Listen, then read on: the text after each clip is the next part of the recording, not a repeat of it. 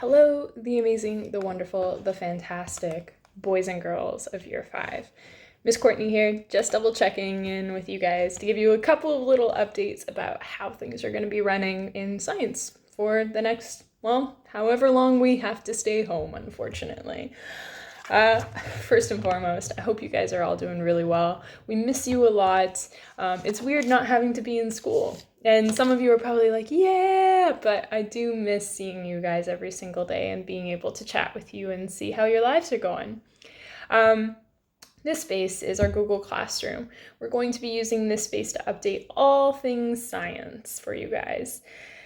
Right now, the unit is kind of changing. Obviously, we were going to be working with the Dream Room project, but unfortunately, we don't have materials at home to work with, and it might be a bit too complicated organizing take-home circuit boxes, if you will, for everybody. So next week, we're going to be jumping into a new unit called Chemistry. We're going to be working with chemistry for the next foreseeable future, and you can find all things that you need in this slideshow format, just kind of like how we've always done it at school. You're going to have your We Are Learning To, you're going to have your What I'm Looking For, you're even going to have why we're talking about these subjects, including a lesson breakdown and things like vocabulary words. We want to keep this running as normal as possible for you guys. That way you don't feel too frustrated or confused. Now you might be wondering about classwork and getting things done, like classic worksheets. Obviously, we can't work in a regular piece of paper format right now. So as of right now, Miss Claxton and I are going to be using Google Forms. Think of Google Forms like a digital worksheet that you can actually fill in. Sometimes it will be tick the right answer. Sometimes it will be writing out your answers. This is a great format for you guys, and just like you would on a regular piece of paper, you need to make sure that you're putting your name. You need to make sure that you're using your school email. That's really important. And then at the very bottom of the page, super duper important, that you remember to hit submit.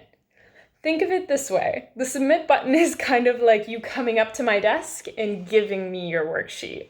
Or if I tell you to hand something in, it's you coming and giving it to me. If you don't hit that submit button, unfortunately, all your information gets lost. So please make sure that you hit submit at the very end of the Google form.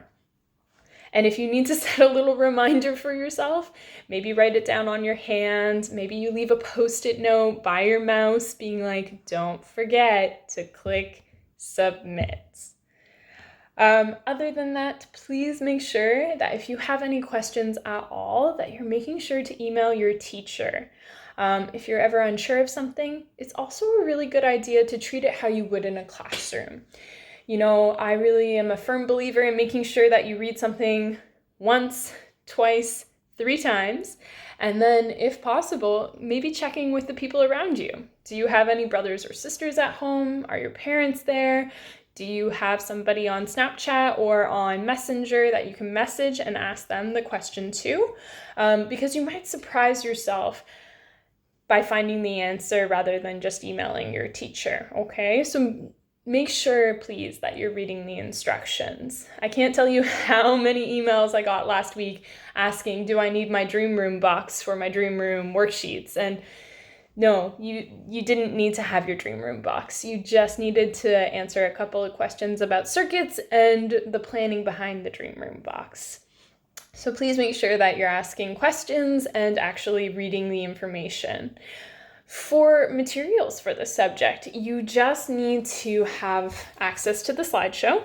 You will also need to have a science textbook. Now I can hear about 20 people being like, but Miss Courtney, I forgot my science textbook at school and there's no way I can find it. Well, if you're one of those people that left their science textbook at school, or perhaps, it grew legs and maybe walked away from you for a little bit, I would not panic about this at all. In each slideshow, your teacher has linked the actual pages. So we've taken close-up pages.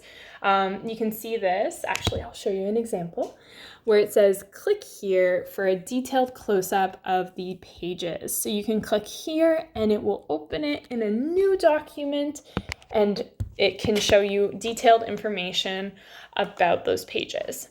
Now, for my people that maybe have dyslexia, or maybe, they just don't feel like reading, they would like to have the pages read to them, there is an amazing website called Inlandsningstjänst. You all have access to this website, and it will be linked in the next slide. All you need to access this website is you need your school email and your school password. Once you're in, I actually have set it up so that this textbook is available in your how do YouTubers do this? This is way too complicated, you guys. I'm never becoming a YouTuber. I give up on that dream. You can find this textbook just in your bookshelf. I've added every single person in 5A, B, C, D, and E. Yeah, 5D and 5E. I know you're not in my class, but we made sure to add you. That way you have access to it. You can click on the book and just make sure that you're double checking what pages it's on. So for example, the first pages that we're going to be reading are 86 and 87.